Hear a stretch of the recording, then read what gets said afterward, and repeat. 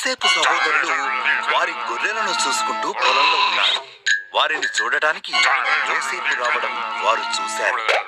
అతనిని చంపి తన కలలన్నింటికీ ముగింపు తీసుకురావాలని వారు అనుకున్నారు. చంపడం తప్పు, ఇక్కడ ఖాళీ బావిలో పడవేద్దాం అని రూబేను అన్నాడు.